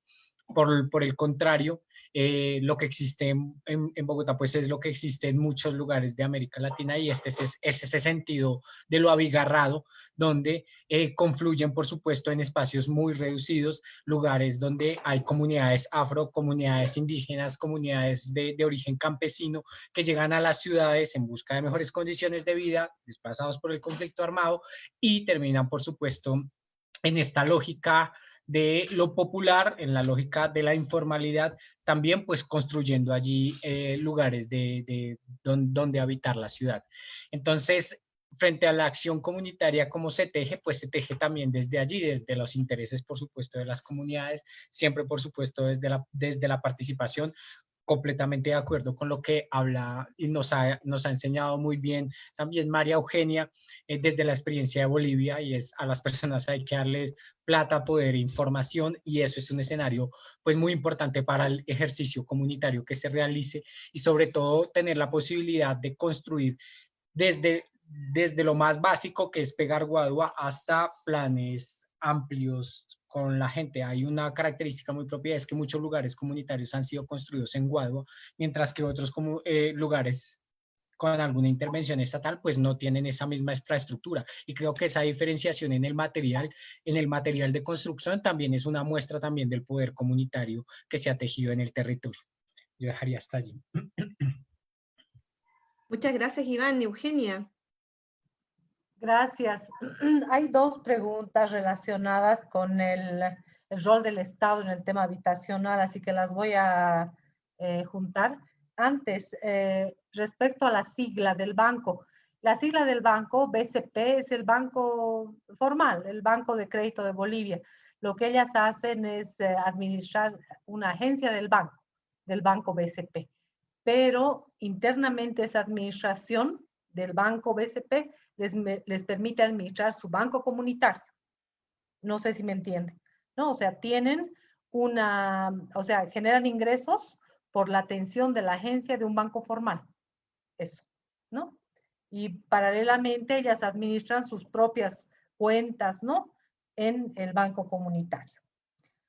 Sobre la participación del Estado en el tema habitacional, tres cosas que hay que señalar. La primera es que los asentamientos informales están en zonas donde la propiedad de la tierra no está regularizada, ¿no?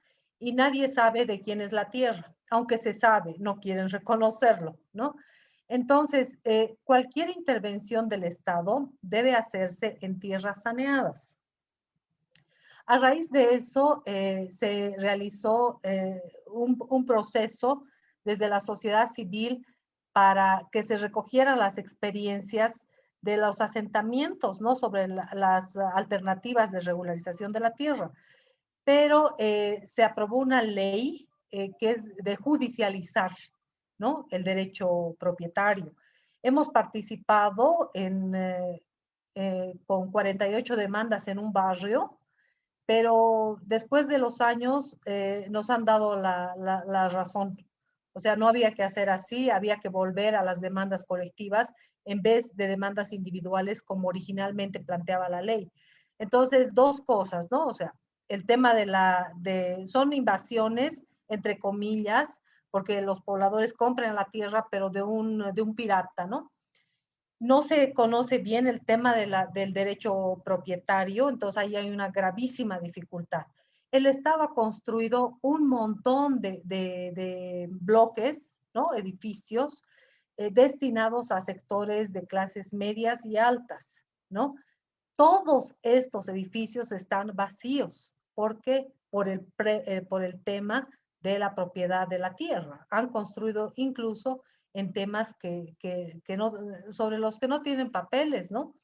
Entonces, el Estado siempre ha estado involucrado con con sectores medios y altos. ¿Qué pasa con la vivienda popular? ¿No? La vivienda popular demanda asistencia técnica y un poco de recursos, porque la vivienda que piensan los sectores populares no es la vivienda que demandamos o la clase media o los técnicos o el funcionario del Estado. Se requieren procesos participativos de diseño de la vivienda y generalmente lo que se demanda son mejoras, porque cuando migran del campo, lo que hacen inmediatamente, además para que no les echen del barrio, es un cuarto, una habitación. Y esa habitación tarda años en consolidarse, porque depende del crecimiento de la familia, de los recursos.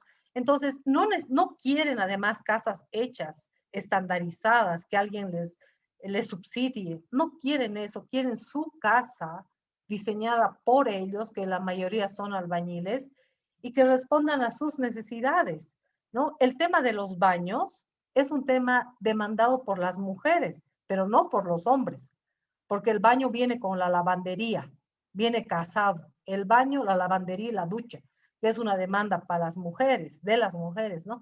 Entonces, los sectores más pobres demandan asistencia técnica y un apoyo mínimo. No quieren ningún subsidio, quieren un crédito con un bajísimo interés, pero un largo plazo. Entonces, creo que también debemos diferenciar. El Estado ha entendido que hay una homogeneidad en la demanda y la oferta se ha estandarizado.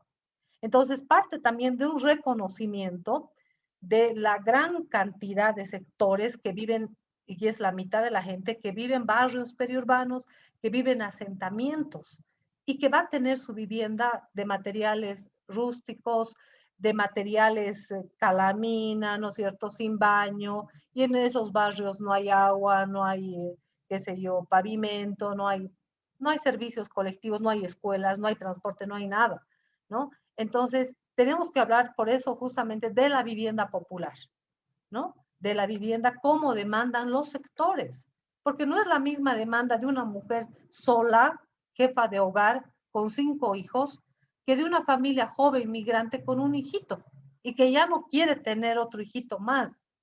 Entonces, nosotros decimos así, caso por caso, casa por casa. Las solicitudes de préstamos en el fondo de vivienda se atienden así. O sea, no es todos iguales, no. A esta señora sola, pobre, que vende naranjas en el mercado, puede pagar este monto. Y de repente va a ampliar 2 paredes con un préstamo y luego así, una vivienda crecedora. Creo que hay que entender mucho la vivienda, ¿no? La vivienda con el diseño participativo, ¿no? Y no pensar que el Estado va a construir grandes planes y va a resolver para todos. No es así. Creo que hay que escuchar a la gente para plantear soluciones habitacionales, ¿no? Y el tema de la vivienda también está ligada al tema de los ingresos. Muchas veces la vivienda es un lugar donde se produce. Entonces hay que combinar también para los más pobres el tema económico, ¿no? Y el otro tema que me preguntaban es sobre la autonomía y el empoderamiento. Esto lo relacionan mucho con no al tutelaje, ¿no? O sea, nosotros decidimos, nosotros, o sea, yo primero, nadie me representa, ¿no? O sea, en el barrio yo no puedo contarle su historia, porque si yo llego en carro, ¿no? Yo estoy buscando por dónde no ensuciarme los zapatos, entonces, si ustedes leyeron una frase ahí, decía, ¿tienes barro en la suela del zapato? Porque cuando me subo a mi auto y regreso, ahí se terminó mi historia con el barrio, pero ellos se quedan sin agua, sin transporte, si hay un accidente, sin teléfono, sin ambulancia, sin policía, sin nada. Entonces, la autonomía tiene que ver con eso, con decidir, ¿no? Entonces, creo que eso es importante y los procesos de empoderamiento también muchas veces vienen de los propios pobladores. Ellas tienen una metodología que se llama aprender haciendo. O sea, es muy difícil que acepten que venga alguien y que les enseñe cosas. Hay como un intercambio horizontal, un taller en el sentido estricto de la palabra. Construimos cosas juntos. Hay un intercambio de conocimientos, de saberes distintos, la construcción colectiva, ¿no? Entonces no hay, bueno, yo te enseño, vas a ser un líder de este tipo, qué sé yo. Hay una construcción colectiva y hay que recuperar también sus propias cargas con las que migran, con las que viven, etcétera, ¿no? Y finalmente me preguntaban sobre un programa PASE o PAS, algo así. No, lo desconozco. No conozco ningún programa de ese tipo. Muchas gracias, Eugenia. Programa Paz. Era una pregunta especial para Arturo, porque es la oferta programática que representa el equipo profesional que nos está acompañando en esta tarde. Gracias, Eugenia. Arturo, te escuchamos. Sí, bueno, tampoco conocía el programa Paz hasta hace unos minutos que me metí a Google y me enteré de lo que era. Así que tampoco podría hablar mucho de eso. Y sobre el cuerpo, las emociones, la emocionalidad, yo creo que tampoco soy experto para nada, en nada. Pero sí tengo claro que las distintas formas de violencia que enfrentan los vecinos efectivamente tienen un correlato en la emocionalidad y en el cuerpo ineludible, tiene que pasar en el fondo, es imposible que las distintas formas de violencia simbólica, estructurales, fácticas, no tengan un impacto. De eso estoy seguro. Bourdieu estudia mucho eso en el tema del baile de los que sobran, el baile de los solteros, perdón, el baile de los que sobran es otra cosa. En cuanto a cómo las estructuras tienen un impacto de alguna forma en las dinámicas cotidianas. Y sin duda que la violencia es una mochila, las distintas formas de violencia es una mochila que cargan todos los vecinos de la población. La falta de luz en los domicilios sin duda que tienen un impacto en el cuerpo, el permanente estado de alerta que tienen que estar en los espacios públicos porque algo puede pasar, alguna balacera o alguna forma de agravio, entonces hay que estar permanentemente alerta, sin duda que esos tienen efecto en los cuerpos, y la forma de imponerse o de llevarla o de validarse muchas veces en la población es muy corporal, desde hombres en el fondo, que despliegan su vestimenta o sus maniobras corporales para imponerse. Entonces, sin duda que lo corporal y las emociones es algo que hay que asumir. No sabría decir de qué manera. Víctor mencionaba un poco la experiencia de la escuela de circo que nosotros teníamos, los talleres de break que hace el espacio de los jóvenes. Sin duda que hay mucho talento y mucho que desplegar. A veces los chiquillos que más conflictos tenían eran los mejores acróbatas, los mejores chicos de la tela, y era algo que conceptualmente lo visibilizábamos y que efectivamente era necesario abrir una oferta corporal en lógicas positivas o artísticas, pero que efectivamente les permitiera desplegar eso mismo que de alguna forma el territorio le estaba invitando a desplegar de otra manera. Y creo que respecto del primer punto que hablé, o del punto de la mochila, del peso que cargan, se produce una contradicción que yo la he escuchado muchas veces en algunos profesionales que trabajan en el territorio, o algunos profesores, esto de ocultar o de creer que el visibilizar la injusticia o lo que los vecinos enfrentan es una suerte como de revictimización. Entonces muchas veces hay oye, no hablemos de esto, no lo digamos de esta manera, en el fondo porque los vecinos lo viven. A mí me pasa todo lo contrario, cuando nosotros hemos hecho espacios de reflexión en cuanto a cómo las condiciones estructurales y simbólicas afectan o son la respuesta a muchas de las cosas que enfrentan los vecinos, es un peso que ellos se sacan de creer que era su responsabilidad, que era su culpa. De alguna forma, la autorresponsabilización o la meritocracia hace que si a uno no le va bien, crea que todo, en el fondo todo es su responsabilidad. Y cuando nosotros hemos abordado las distintas formas de violencia, hablamos de alguna forma del rol del Estado como garante principal de derechos y cómo de alguna forma las condiciones que enfrentan los vecinos en el castillo no son las mismas que enfrentan un vecino en Providencia o en Ñuñoa, a los jóvenes en el fondo se sacan parte de esa mochila. Y de alguna forma parte de esa mochila es parte de por qué el cuerpo o las emociones se ven afectados. Entonces para mí creo que es un trabajo de sinceridad, sincerar la realidad que enfrentan, obviamente desde de una lógica causa-efecto, en el fondo de mucho explicar cómo las lógicas estructurales tienen un correlato explicando las dinámicas microsociales y el por qué pasan ciertas cosas, y no es responsabilidad de ellos. Creo que por ahí podría yo decir algo respecto como del cuerpo, las emociones y las violencias. Muchas gracias, Arturo.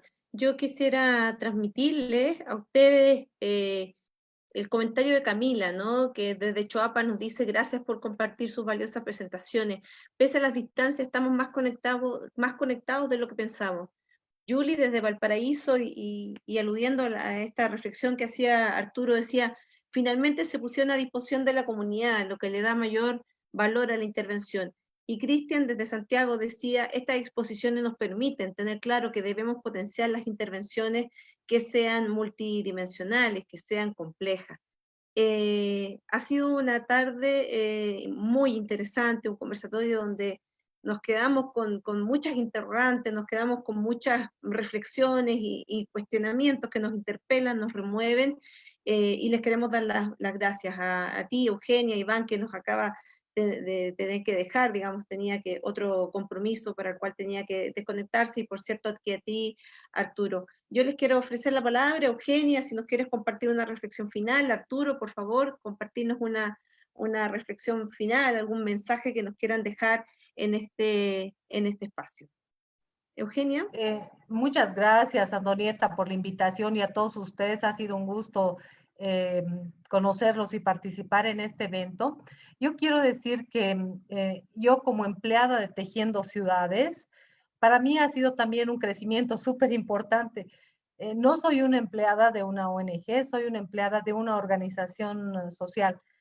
Aunque sí viene mi salario de la cooperación, creo que el hecho de que ellas sepan que pueden contratar algún rato su equipo técnico va a terminar de empoderarlas, ¿no? Entonces creo que también debemos pensar en eso, que la asistencia social también tiene un compromiso mucho mayor con los pobladores más vulnerables, ¿no? Y nuestros dilemas técnicos de nuestros saberes técnicos, ¿no? Cuánto sabemos y cuánto aportamos. Creo que todos los días enfrentamos estos desafíos, y para mí es un orgullo trabajar para una organización de base, ¿no? Así que muchas gracias por la invitación. Muchísimas gracias a ti, Eugenia. Arturo. Bueno, agradecer el espacio. Da para estar conversando 2 o 3 horas, pero traté de resumir lo más posible. Y les quería compartir un poco en el chat el link de, no sé si puedo, no, Rodrigo, para todos. ¿Cómo pongo para todos? ¿El del aguante? Todos. ¿Queréis compartir?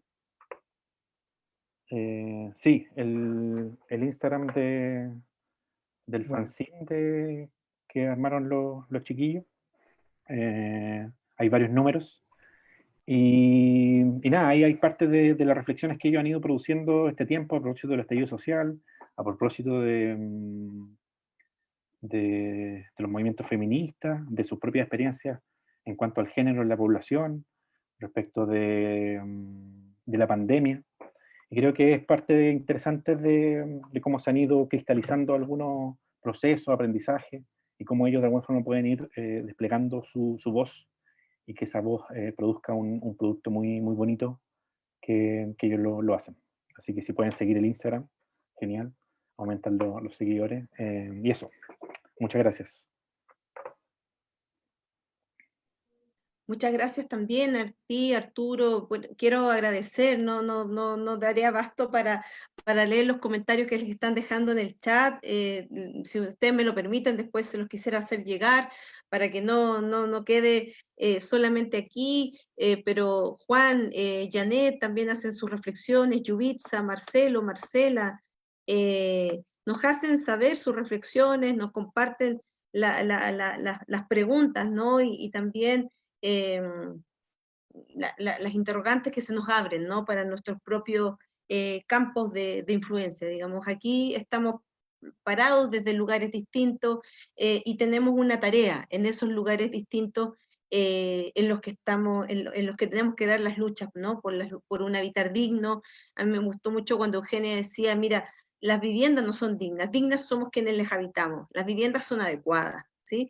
Y en ese sentido, la dignidad de quienes habitan es sin duda que debe ser el horizonte que nos guía y que nos articula y que nos tiene a todos aquí esta tarde con ese anhelo.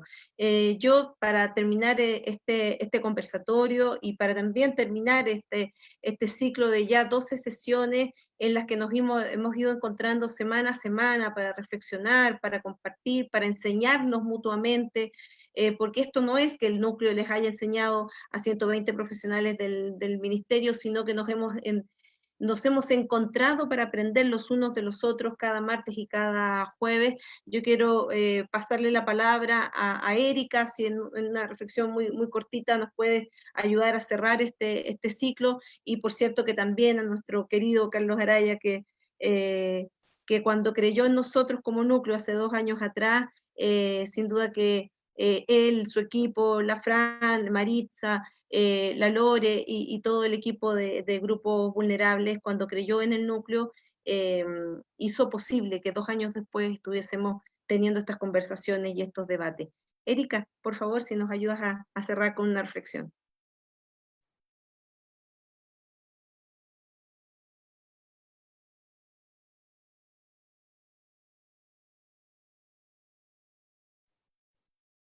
No, te falta abrir tu micrófono, Erika.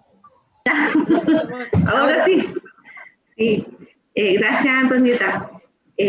La verdad que para mí es bien importante esto, fundamentalmente como trabajadora social, y que el próximo año cumplo 30 años en el ministerio, y por lo menos desde mi experiencia es primera vez que hacemos un curso dirigido exclusivamente a los asistentes sociales para un programa determinado y a nivel de todo Chile. Entonces, para mí es hasta emocionante, la verdad, porque también nos ponen en sintonía, ¿cierto?, a todos los profesionales que trabajamos en el área social, y nos pone también en sintonía, yo diría, entre nosotros mismos, por una parte. Por otra parte, con estas experiencias que hemos compartido, ¿cierto?, de distintos lugares, ya, de Bolivia, de Colombia y Arturo, ¿cierto?, acá del Castillo, también nos pone en sintonía con el trabajo que nosotros estamos haciendo, ¿cierto?, y con las comunidades con las que trabajamos. Y nos pone fundamentalmente en sintonía también con la academia, ¿ya? La verdad que para mí ha sido tremendamente, yo diría, revelador este curso, porque bueno, yo he estudiado muchas cosas, magíster, antropología y desarrollo, un montón de cosas más, pero me costaba hacer como el clic, el clic, ¿cierto?, de la gran teoría, ¿cierto?, a cómo eso tú lo llevas a la práctica, porque nosotros somos trabajadores sociales y la verdad, si no estamos en el terreno y no trabajamos en la realidad o no, ¿cierto?, en el caso de ustedes, la academia, no conectamos, ¿cierto?, esa teoría con lo que, con las comunidades, con las familias con las que trabajamos, la verdad que no tiene mucho sentido. Entonces ahora me encontraba con todo eso. O sea, cada una de las cosas del curso, ¿cierto?, la podemos aplicar absolutamente, absolutamente. Cada clase me hizo sentido, ¿ya? Y me abrió perspectiva, como yo veo temas a nivel nacional, puedo conectarlo con el programa de regeneración urbana, con el trabajo en los territorios, en distintos lugares, con el PAS también. Entonces, la verdad que doy las gracias, Antonieta, y a todo el equipo, porque ha sido un equipo completo, maravilloso, porque cada cual, ¿cierto?, ha aportado lo suyo, a las colegas y los colegas de todo Chile, que ha sido súper importante su participación. Yo lo he escuchado atentamente, los chats, lo he visto, lo hemos conversado también en la mesa del PAS, que tuvimos, ya hemos tenido 2 últimas reuniones para poder también sintonizar lo que ustedes están pensando y viviendo con lo que queremos entre todos hacer, que esta nueva reforma del PAS y que sea, digamos, algo que venga desde ustedes y que recoja también todas las necesidades, la inquietud y las miradas de ustedes. Así que muchas gracias a todos, y a la DBH, que es maravillosa, la DITEC, que trabajamos juntos, y que también ha sido muy bonito eso de que de repente en el ministerio, ¿cierto?, todavía con una estructura tayloriana, cada cual con su especialidad, ha costado, ¿cierto?, pero hemos logrado, ¿cierto?, yo desde la subsecretaría, que trabajáramos todos en un equipo y que todos somos importantes y cada cual aporta lo suyo. Así que muchas gracias a todos y a todas. Muchas gracias a ti, Erika. Carlos. Sí, sumarme a los agradecimientos, particularmente a las compañeras y compañeras profesionales, sociales de todas las regiones del país que se sumaron con tanto entusiasmo y en forma tan activa a este curso. Agradecerle su participación, su apoyo, clase a clase hasta el final. Ninguna decayó la asistencia, estuvieron siempre ahí firmes, presentes. Agradecerle, manifestarle nuestra admiración también, porque son profesionales muy comprometidos, con mucho conocimiento y mucha experiencia acumulada, que por cierto nos va a servir de base para poder reformular y relanzar el plan de acompañamiento social de nuestro programa. Ahí está el conocimiento, estamos súper confiados de eso. Surgieron absolutamente ideas que nos van a permitir avanzar en ello, y por cierto que esto lo vamos a construir con todas y todos, tal como surgió en alguna de las últimas sesiones, ¿cierto?, de trabajarlo y validarlo a nivel nacional. Agradecer también a María Eugenia, Iván y Arturo, que nos presentaron ahora sus experiencias, manifestarles también nuestra admiración por el trabajo que hacen. Muchas gracias por este cierre brillante del curso de la Facultad de Ciencias Sociales, y agradecer también, por cierto, a Antonieta y su equipo, a todos los profesores, el equipo académico, los alumnos y alumnas que han participado de este núcleo, por permitirnos esta experiencia. Porque una cosa es haber posibilitado los recursos para todos, pero en el fondo la experiencia la posibilitan ustedes a través de lo que nos han entregado en este curso. Estamos eternamente agradecidos de eso, con toda la tremenda experiencia y el conocimiento que nos han transferido. Y por cierto, el optimismo para continuar también. Hay una tarea mayor aquí que realizar, la vamos a realizar entre todos, y por cierto, con el apoyo de la universidad a través de la facultad. Nuevamente, muchas gracias, un abrazo, que estén muy bien, y gracias, Antonio. Muchas gracias a ti, Carlos, Erika. Quisiera nombrar a las 120 personas que están acá, porque como les decíamos hace muy poquito, las personas relevantes de este curso nunca fuimos los del núcleo, siempre fueron ustedes. La experiencia resultó así de rica, así de provocadora, así de intensa, porque ustedes estuvieron cada martes y jueves puntualmente para conectarse y regalarnos sus experiencias, sus desafíos, sus preguntas, sus puestas en jaque y también sus anhelos. Muchas gracias a cada una y a cada uno. Insisto que quisiera nombrarles con nombre propio a cada una y cada una, y también con nombre propio agradecerles los generosos mensajes que nos están dejando en el chat. También agradecer a quienes nos acompañaron esta tarde por las redes sociales, que se quisieron asomar, digamos, a esta experiencia que estábamos promoviendo también desde este espacio, a conocer las experiencias que nos compartieron Eugenia, Arturo, Iván, con tanta disposición y con tanto compromiso. Quiero usar las mismas palabras que usó Carlos, ¿no? Nuestra admiración por el trabajo que vienen haciendo. Quisiéramos estar a la altura de los desafíos que nos han propuesto y sin duda que estamos trabajando muy fuerte en eso. Y la colaboración que hoy día estamos intentando materializar en esta relación de la academia puesta al servicio de la política pública, me parece que es algo que no tenemos que cejar y que tiene que ser nuestro horizonte como un núcleo que se aloja en un departamento de trabajo social que después de 40 años de estar cerrado, reabrió sus puertas para esto, para estar al servicio de la política pública, para unirse y colaborar en los esfuerzos por construir una sociedad mucho más digna. Un abrazo fraterno, colegas, y será hasta la próxima. Muchísimas gracias.